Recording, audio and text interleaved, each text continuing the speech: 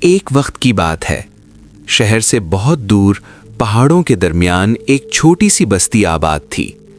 وہاں یوسف نام کا 30 سالہ نوجوان رہتا تھا۔ یوسف اندر سے بہت بے چین تھا۔ اس کا ذہن ہر وقت خیالوں سے بھرا رہتا۔ سارا دن سوچیں آتی جاتی رہتیں، کبھی ماضی کی یادیں، کبھی مستقبل کی فکر۔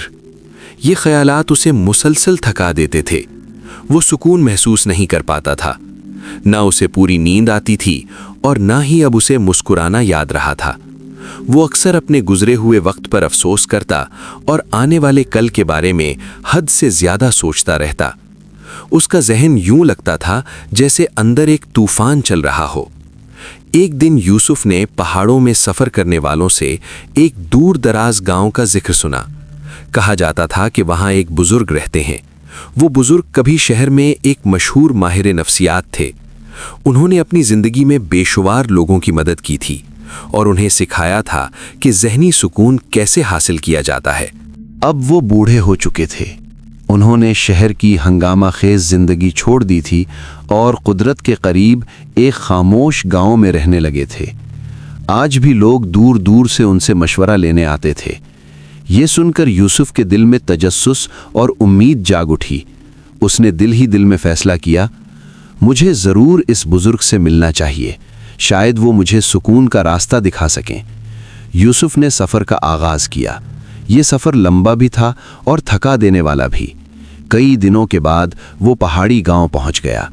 وہاں اس نے ایک چھوٹا سا گھر دیکھا جو خوبصورت پھولوں سے ڈھکا ہوا تھا۔ گھر کے برآمدے میں ایک بزرگ خاموشی سے بیٹھے تھے، آنکھیں بند، چہرے پر عجیب سا اطمینان۔ یوسف آہستہ سے ان کے قریب گیا اور بولا، دادا جان، میرا ذہن بہت بے چین رہتا ہے۔ میں سوچنا بند نہیں کر پاتا۔ میں دل کا سکون چاہتا ہوں۔ کیا آپ میری مدد کر سکتے ہیں؟ بزرگ نے دھیرے سے آنکھیں کھولیں اور ایک پرسکون مسکراہٹ کے ساتھ کہا، تو تم سکون کی تلاش میں ہو؟ میرے ساتھ آؤ، میں تمہیں ایک چھوٹا سا کام دیتا ہوں۔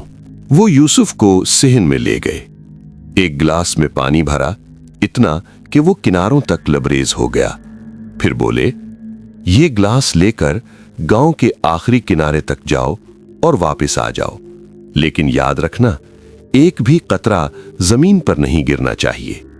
یوسف حیران تو ہوا، مگر وہ اپنے ذہن کی بے چینی ختم کرنا چاہتا تھا۔ اس نے یہ چیلنج قبول کر لیا۔ وہ گلاس کو بہت احتیاط سے تھام کر چل پڑا۔ راستہ تنگ اور مصروف تھا۔ لوگ آ جا رہے تھے، دکاندار آوازیں لگا رہے تھے، کہیں بچے کھیل رہے تھے اور کہیں کتے بھونک رہے تھے، مگر یوسف نے ادھر ادھر بالکل توجہ نہ دی۔ اس کی نظریں صرف گلاس پر جمی ہوئی تھیں۔ وہ آہستہ آہستہ پورے دھیان کے ساتھ قدم اٹھا رہا تھا۔ آخرکار وہ واپس بزرگ کے پاس پہنچ گیا اور خوشی سے بولا، دادا جان، میں کامیاب ہو گیا، ایک قطرہ بھی نہیں گرا۔ بزرگ نے مسکرا کر سر ہلایا اور پوچھا، اچھا یہ بتاؤ، کیا تم نے راستے میں بچوں کو کھیلتے دیکھا؟ کیا تم نے کتوں کا بھونکنا سنا؟ یوسف حیران ہو کر بولا، نہیں دادا جان، میں نے کچھ نہیں دیکھا، کچھ نہیں سنا، میرا دھیان تو بس گلاس پر تھا۔ بزرگ نرمی سے مسکرائے اور بولے، بس یہی وہ راز ہے جو ہمیشہ تمہارے اندر موجود تھا، مگر تمہیں اس کا علم نہیں تھا۔